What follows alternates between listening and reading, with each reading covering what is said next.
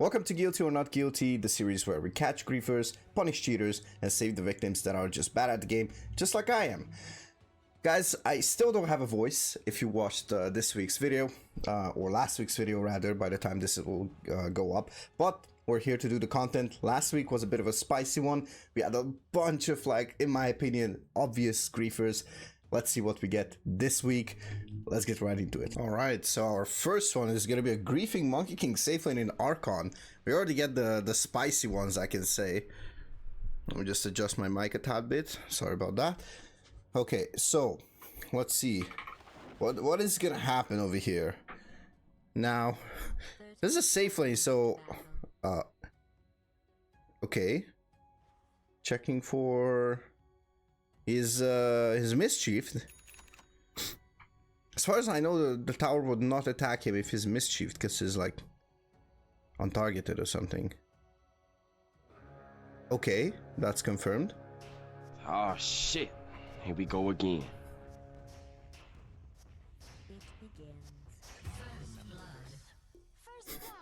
Obviously, like this is a very tactical. This is a tactical feat, guys. This is definitely not like we started last time, right? This is 100% fine. You know, this is a tactical feeding from the Monkey King. He wants to give away a couple of kills so he can shut it down later on. So we can see that the Puck's net worth is like higher and higher. It's gonna be higher level and all that stuff. Let's see, another TP. Okay, we want to see another one. Another one. Okay, beautiful. So how many kills does he stop at? That's the question. So the monkey at this point is 0 and 4. Puck is 4 and 0. Let's see. 0 and 5. Puck ahead of by 1,000. Okay, says we need to tactical feed the top side as well a bit. Still level 1. Doesn't give anything away to chance. He wants to be there for kills, and he's going to level up instantly to like level 5 or something. That's just tactical feeding, guys. I can confidently tell you that this is just tactical feeding. Look, he even bought boots. He has regen. He has you know, quelling blade, so he's ready to lane. Another one. If it's this game or next game, that's a totally different question. But we can see that it's 7 minutes in, and he's actually having insanely good performance, guys. More than 1 kill per minute on the Monkey King, except he's the one getting killed. But you know, details guys. Those are just details that we don't care about. He's level 3 already, so he's making progress. 1 level every 3 minutes. Oh, look at that. They took the XP, and now he's getting an insane amount of XP for that, because he's the lowest level in the game. This is tactical feeding. We're playing for the 2-hour game time. Another one. 14 deaths in 11 minutes. That's really good, by the way. Look, he's casting spells. Can't say anything. You know, this just looks like a banger of a game. Another one. 100% looks like a banger game, honestly. Not even going to complain about this. Obviously, this is not guilty. Oh, sorry, misclick. Next. All right, so this next one is a griefing sniper. I already skipped ahead of this, so I was waiting for the trees to load. It took some time, not gonna lie. So, guys, if anybody from Valve accidentally stumbles upon this, please, can we get a fix on this? Like, trees not loading, it's kind of massacring my FPS as well during the replay, and it's not looking good. But anyways, so I have a sniper that looks like his AFKing his Archon, and this looks like a role-less, so this might be classic ranked matchmaking, not the role queue one. I'm curious what this is, honestly. So he's not doing anything. Beastmaster has the Aegis.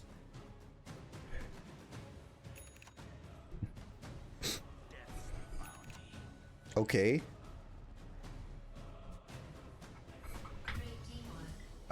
Sniper is 4-4-12, level 18. The lowest XP in the game. No, not the lowest. Witch Doctor is... Well, Witch Doctor is disconnected for a long time. Might even be that the Witch Doctor just, you know, gets an abandon.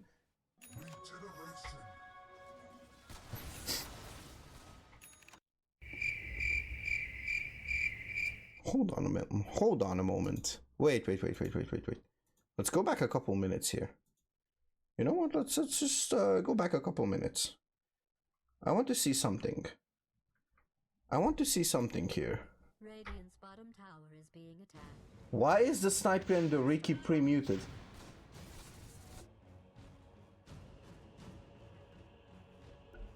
This looks strange, honestly.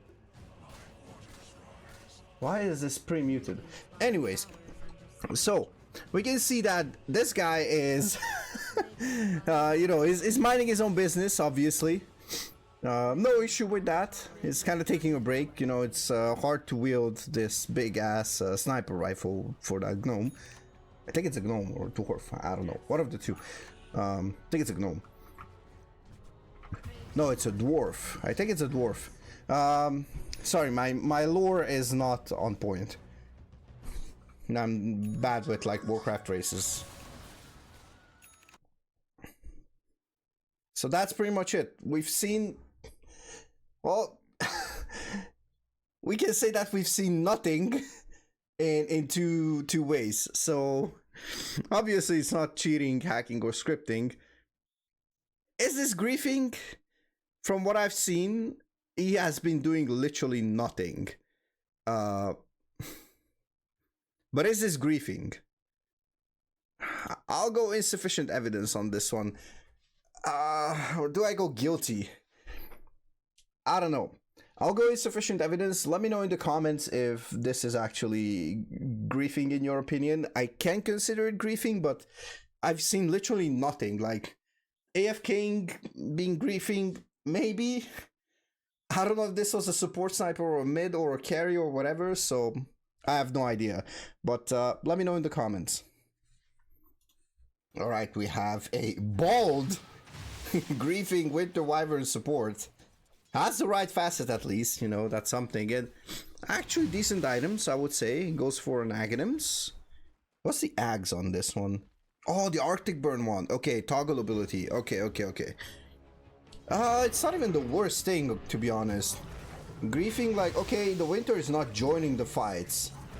As a team fighting hero, I would consider this kind of griefing, to be honest, because you should be in the fights. Now, stats-wise, this is nothing too bad. It looks like the Radiant team is slightly winning on the macro side.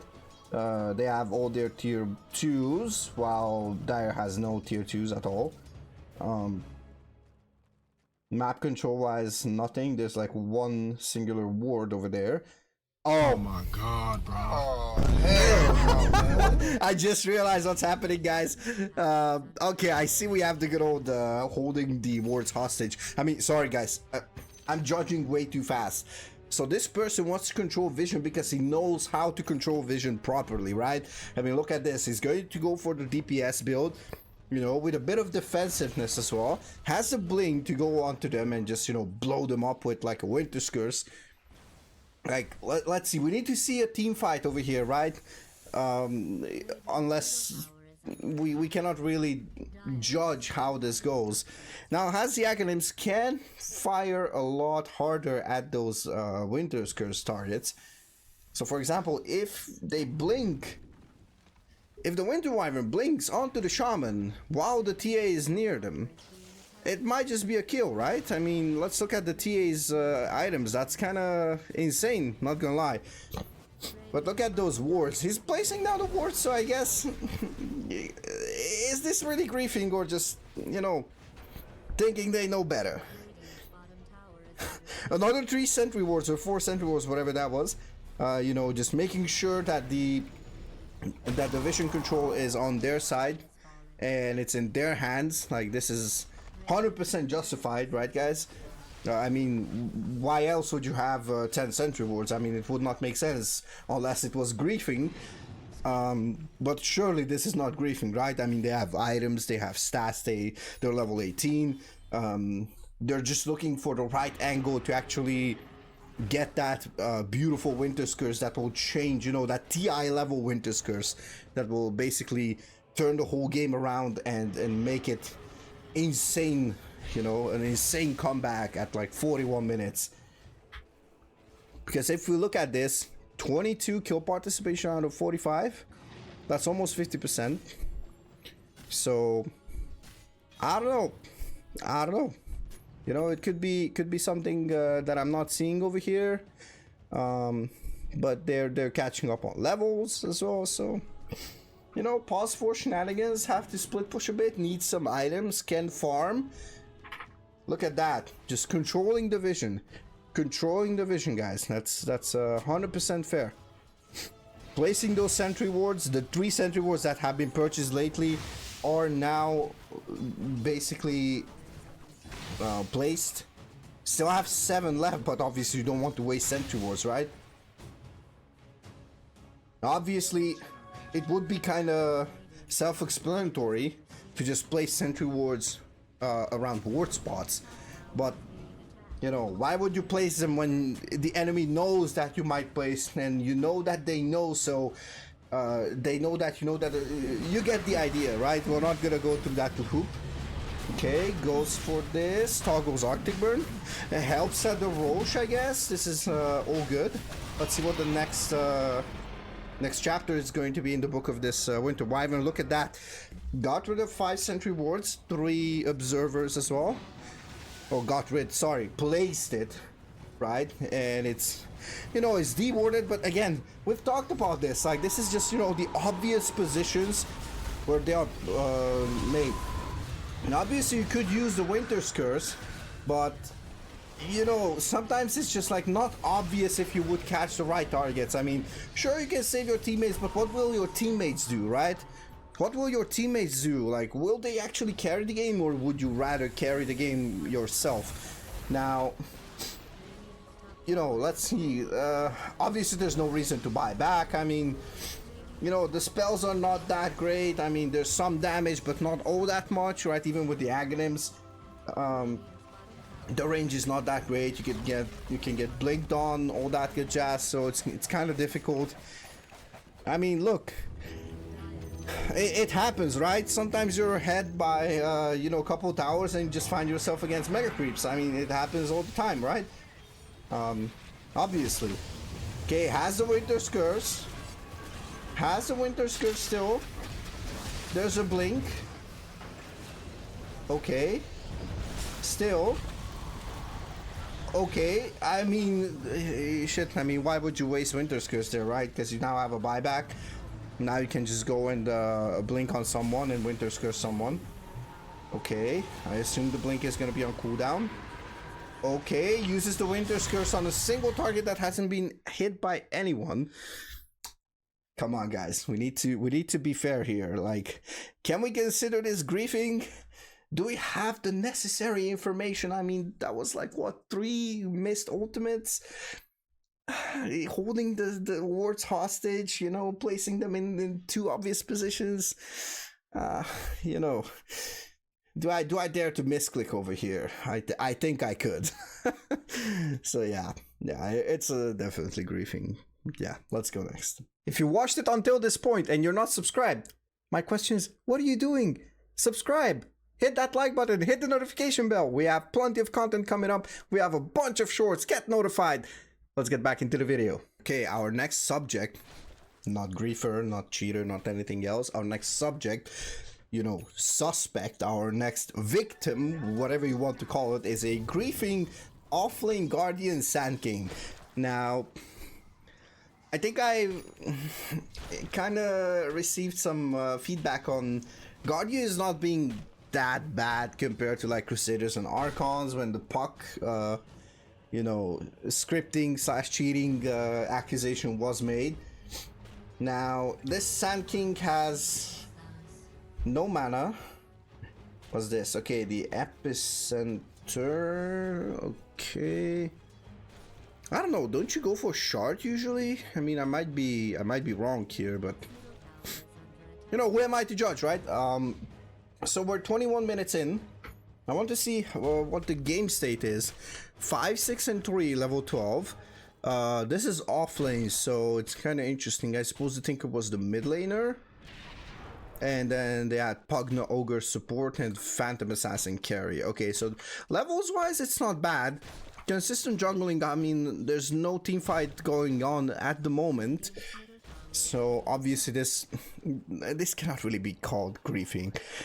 Goes for the interesting Revenant's Brooch. I mean, if we look at Revenant's Brooch, what does Revenant's Brooch give us?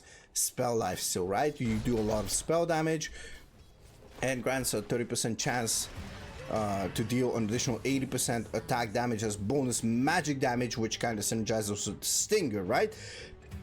Well, let's see. Should probably join that team fight, but that team fight is already kind of over. He has no mana for Epicenter. It's kind of difficult to join without Epicenter. You know, you barely have mana for TP. So I suppose it is what it is, kind of. Sand Shroud. Is this the one that... Oh no, this is the one that just grants them invisibility. Okay. Alright, so at least holds a lane, you know, pushes it out. Farms for that big teamfight item, obviously. Okay, now we could use maybe a mana regen back in the base, something like that. I mean, obviously there's no mana regen. 175 mana, that's all we get, and, you know, whatever stats we have over here. Okay. Obviously, it would be efficient to join that, but once again, you might not feel as powerful as you want, and you might want to farm for another one. I mean, the enemy is up 9k, right? And you kind of look at their items, you look at their levels, they're all higher levels, so you want to make sure that the fight that you take is the right one, you know, the perfect fight. Like, some people might say that you have nothing to lose by trying, because you're already losing the game, but, you know, some other people will argue that if you want to make a comeback, you want to find the right fight at the right time. So I'll let you guys be the judges on that one in the comment section. So obviously the farming is insanely good. Let's look at the last hits over here. Look at that, 172 last hits. Like, can't argue, guys. Highest last hit ratio over here and highest net worth on their team. Can that be called griefing? Some people might say it could, but we're not that type of people, right? Right? Now seriously, what the hell is going on in this game? I can keep up the facade for a bit, but not even looking at the team fights, like... Do we even still need to look at this? I mean, I'm gonna speed it up to like 16x and let's see. Do they actually join like ever? Oh, gets caught. Okay, the buyback. Ooh, but okay. Ah, yes. You need to keep up the tempo of farming. Okay, fair enough. I mean, that was just an accident. The others, it was kind of a collateral damage, you know. They wanted the racks and they found the Sand King. Happens to the best. I mean, if I were the enemy, I would say like, oh, we'll take it. Now, what are we looking at here? Gets another report, obviously unfairly. I mean, look at this person, like, they're trying to stay healthy while jungling, so that's why they bought the Revenant's Brooch and the Aghanims. I need to see, what does the Aghanims do? The post stock 3 stinger attack areas are created every, okay. 3% okay. I mean, look, it's a really good synergizing build. Like, can't complain. Maybe sooner or later we'll see a team fight. You know, that one perfect team fight. Maybe. Gets tipped. Everybody knows that it's not a good idea to tip someone when they don't want to do something. You'll make them not want to do it even more. I mean, look at that. It's coming back. That was the moment when he would have went in and just, you know, fought. Like, look at that. The Ancient was at 180 HP. That's still enough to win. If it's above 1 HP, you're good to go. That's what they said, even back in the day. Let's go next. Alright, next one is a Feeding Jakiro. Might be a turbo game, might be something else. Okay, that's level 13 Slark. That's actually insane, honestly. Oh shit. Oh, those are the words. I mean, maybe it was just a misclick, guys. Maybe it was a misclick. He's going for the rapier, like... He has the right facet for it, right? He's gonna do more damage with the twin-headed attack. So, might as well just go for it, right? Buys back because there's a chance to catch the Sark, right? Unfortunately, got caught there, so, you know, it is what it is. So far, solid gameplay from the Jakiro. Only died, like, what, 3 times, I believe, since we're watching him. Sorry, 4. You have to count that, and it's a total of 12. Like, it happens, guys. Sometimes it happens. I mean, his team is not doing that hot, to be honest. 12 deaths on the Ancient Apparition. Sometimes the support life is just like that, guys. Sometimes the support life is just like that. Is this a mid-techies or something? Might be a mid-techies, actually. I'm not sure what's happening over here. Okay. Gets back. I mean, unfortunate, like it's really difficult to deal with the Slark, right? The courier is also like done there. I mean, obviously doesn't want to purchase anything. Okay, he's waiting. Probably he needs to wait a bit more to have money for the rapier. Practices the ice path. Okay. This looks like a solid gameplay over here, guys. Ah, that's kind of a misclick, I believe, you know, using the ultimate as well. What can you do, guys? It is what it is, you know. We're past accusing people for feeding, right? I mean, this is just a misunderstanding, like fake footage, you know, doctored footage over here. 100%. 100% doctored footage. Maybe his mouse slipped, okay? His mouse surely his mouse slipped. 100%. I'm sure his mouse slipped, and now he has to take care of the cat or the dog, you know? Like, real life is more important than like a normal game.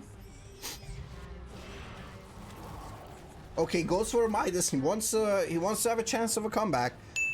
Some people say that the Midas is for early game, you know, if you get ahead early game. This player says, oh, see, I told you it's a misclick, guys. I told you it's a misclick. I mean, there was a lot of misclicks because he couldn't find his way back to the fountain.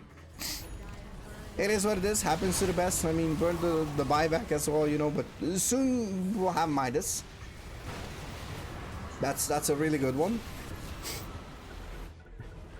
Okay, we get a couple of pauses as well. Like, let's be honest, like, who are we actually looking at? Like, the enemy team is griefing, you know, smurfing on them and all that stuff. Like, Jakiro's team is, you know, really bad. Let's be honest on that. Jakiro has nothing to do with it that they're losing. And look, if it wasn't for Jakiro at this stun, insanely good. Almost got the Slark, almost. Misclick again, right? Couldn't cast the Macropire. My voice is actually giving out up on me, by the way. Let's go back a bit. I want to see this Terrorblade build. Is this the... Oh no, this is the 9 class build. Except there's no armlet. Blink Dagon Terrorblade. Let's fucking go. What can you do, guys? I'm also gonna misclick over here. Obviously not on purpose. And yeah, that's pretty much it. So there you have it, guys. After a couple of tear-inducing coughs, some misclicks, and all that stuff, we finish our episode of Guilty or Not Guilty for today. Thank you so much for watching. If you haven't, please subscribe, share it with your friends, hit that like button, and get notified. We're gonna have some more content. Check out Mousy Plays, my secondary channel. I'll be uploading content over there as well. As always, have a good one, stay tuned, and I'll catch you in the next one. Peace.